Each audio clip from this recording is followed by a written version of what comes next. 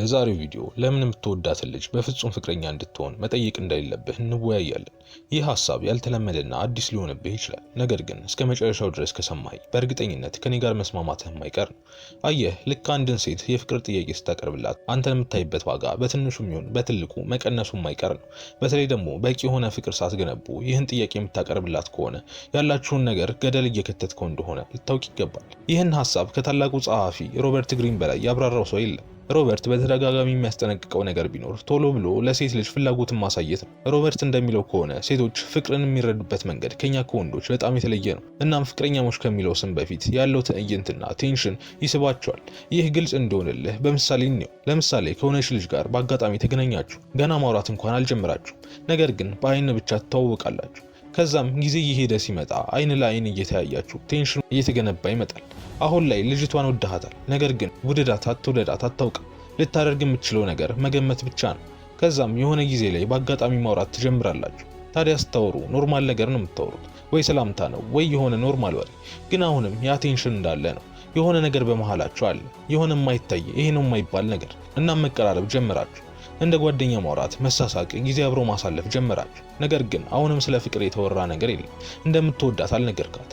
አሁንም በጥርጣሬ ውስጥ ናት። ታዲያ አንድ ቀን በፍቅሯ እንደወደክ ሲገባ እንደተቀራረባችሁ ስትመለከት በራስ መተማመን ይጨምራል።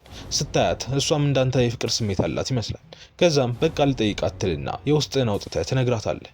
ምን ያህል እንደወደድካትና ፍቅር እንድትጀምሩ እንደምትፈልግ ትነግራታለህ። ነገር ግን መልሷ እንደጠበቅከው አልነበረም። ያሰብከውና የተፈጠረው ነገር ጭራሽ አይገናኝም።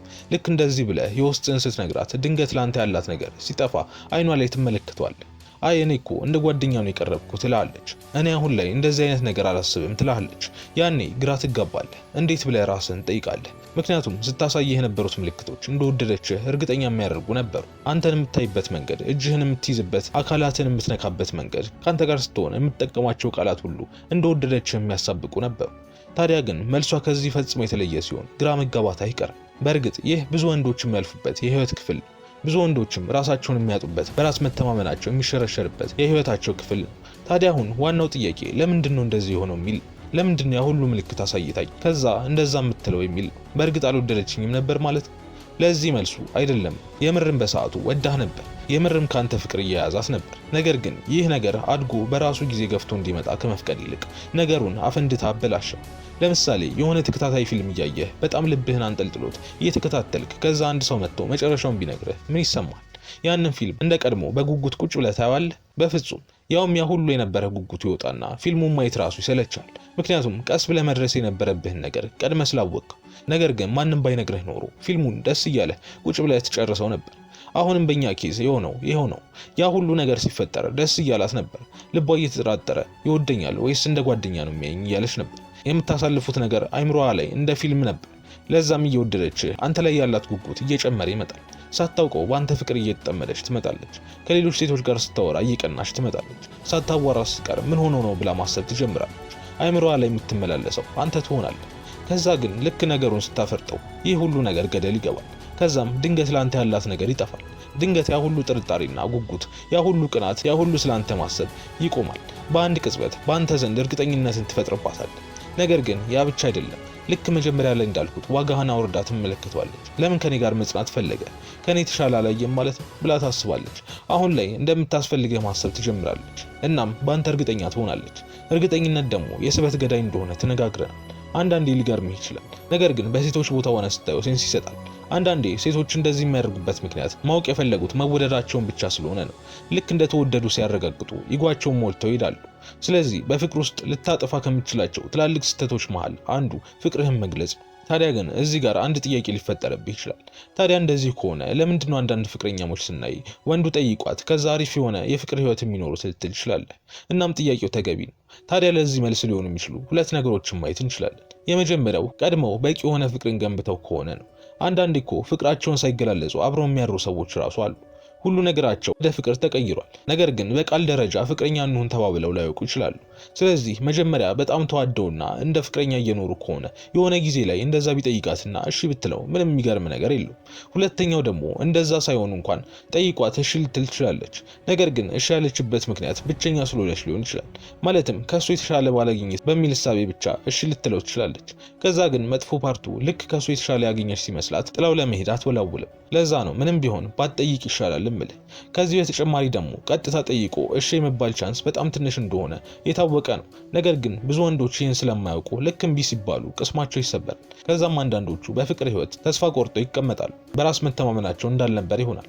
አንዳንዶች ደግሞ እምቢታዋን መቀበል ስለሚያቅታቸው ይበልጥ እሷን መነዝነዝ፣ እሷን ማስጨነቅ ይጀምራሉ። ነገር ግን ከዚህ ሁሉ ነገር ክብርህን እንዲሁም በራስ መተማመንህን ጠብቀህ በፍቅርህ መጣል ትችላለህ። ታዲያ አሁንም ሌላ ጥያቄ ሊፈጠርብህ ይችላል። አሁን እንደዚህ ብለህ አትጠይቃት ካልከኝ እንዴት ነው ፍቅረኛ ማግኘት የምችለው? እንዴት ነው ትክክለኛ የሆነ ሪሌሽንሺፕ ውስጥ መግባት የምችለው ብለህ ልትጠይቅ ትችላለህ። ለዚህ መልሱ እሷ ለአንተ ያላት ስሜት ከመጠን በላይ እስኪያልፍ መጠበቅ አለብህ የሚል ነው። ማለትም አንተን ከመውደዷ የተነሳ በራሷ ጊዜ ያንን ሪሌሽንሺፕ እንድትፈልገውና ነገሩ ከራሷ እስኪመጣ መጠበቅ አለብህ። ስለዚህ በአጭር አማርኛ ሪሌሽንሺፑን አንተ ሳትሆን እሷ ናት መፈለግ ያለባት። ካንተ ጋር መጽናቱን፣ ካንተ ጋር ፍቅረኛ መባልን እሷ ናት መፈለግ ያለባት። አየህ፣ ዋናው ነገር ያንተ ፍላጎት ሳይሆን የእሷ ፍላጎት ነው። አንተ ከእሷ ጋር መሆን ፈለግ ካልፈለግ ምንም ግድ ሊሰጥህ አይገባም። ዋናው ነገር እሷ ትፈልገዋለች ወይ የሚለው ነው። ስለዚህ ያንተ ስራ መታገስና አለመቸኮል። አንዳንዴ በዚህ መሃል ወደ ሌላ ብትሄድ ልትል ትችላለህ። ነገር ግን ስለ ሴቶች አንድ ሚስጥር ስነግርህ ሴቶች ታማኝ የሚሆኑት የሆነ ፍቅረኛ ብለው ስም ለለጠፉበት ሰው አይደለም። ለምሳሌ ካንተ ጋር ፍቅረኛሞች ተብላችሁ ካንተ ይልቅ ሌላ ላገኘችው ወንድ ታማኝ ልትሆን ትችላለች። ያ ስምና ሪሌሽንሺፕ ለሴቶች ምንም ነው። ሴቶች የሚታመኑት ለአንድ ነገር ብቻ ነው፣ እሱም ለስሜታቸው ነው። ልክ እንደ ወንድ ለሆነ ነገር ታማኝ መሆን ይከብዳቸዋል። አየህ፣ ወንድ ስትሆን ለሆነ ነገር ታማኝ ትሆናለህ። ለአንድ ባንዲራ ብለህ ጦርነት ላይ ትሞታለህ። ለቤተሰብህ ብለህ ትሰቃይ ትችላለህ። ለሀገርህ፣ ለእምነትህ ብለህ ብዙ ነገር ትከፍላለህ። ያ ማለት እነኚህ ሁሉ ነገሮች ለአንተ ዋጋ አላቸው ማለት ነው። ወደ ሴቶች ጋር ግን ስንመጣ አልፎ አልፎ ቢኖሩም ነገር ግን ታማኝነታቸው ለሆነ ሌብል ወይም ለሆነ ለሰጡት ስም አይደለም፣ ይልቁንም ለስሜታቸው ነው። ስለዚህ ፍቅረኛሞች የሚባለው ሌብል ባይኖራችሁ እንኳን ለአንተ ታማኝ መሆን ትችላለች። ለአንተ እንድትታመንና ወደ ሌላ እንዳትሄድ ግዴታ ኦፊሻል ፍቅረኛሞች መሆን አይጠበቅባችሁ። ሌላው ማወቅ ያለብህ ነገር ደግሞ ብዙ ሴቶች በተለይ መጀመሪያ አካባቢ ላይ ከጥሩ ስሜት ይልቅ መጥፎ ስሜት ይገዛቸዋል። ማለትም ሁሌ ከመገኘት፣ ጥሩ ነገር ከመናገር ወዘተ ይልቅ የሚርቀውን ሁሌ የማይገኘውን ያን ያህል ፍላጎት የማያሳየውን ወንድ ይፈልጉታል። አሁን መረዳት ያለብህ ነገር ይህም መጥፎ ስሜት የምትፈጥርባት አንተ አይደለም፣ ይልቁንም የአንተ ስራ ግድ የለሽ መሆን ነው። ልክ እንደዛ ስትሆን እነኚህ መጥፎ ስሜቶች ራሷ በአይምሯ መፍጠር ጀምራለች። ከዛም ካንተ ፍቅር የያዛት ይመስላታል። እና በአጠቃላይ የመክርህ ነገር ቢኖር ጠይቀህ ከምትገነባው ሪሌሽንሺፕ ይልቅ ከኖርማል ጓደኝነት ወደ ፍቅር የምታሳድገው ሪሌሽንሺፕ በ1000 እጥፍ የተሻለ እንደሆነ ነው። ሲጀምር አንድን ሴት የምር ከወደድካት መጀመሪያ ጓደኛ ማድረግ ነው ያለብህ። ልክ እንደዛ ስታደርግ ጋሻዋን እንድታወርድ ታደርጋታለህ። እንደ ጓደኛ እንደፈለግካት ስታውቅ አንተን ሪጀክት የምታደርግበት ምክንያት፣ አልፈልግም የምትልበት ምክንያት አይኖራትም። ከዛም ቀስ በቀስ መላመድን እየገነባህ ትመጣለህ። ጊዜ አብራችሁ ስታሳልፉ፣ ነገሮችን አብራችሁ ማድረግ ስትጀምሩ እርስ በርስ እየተዋደዳችሁ መምጣታችሁ አይቀርም።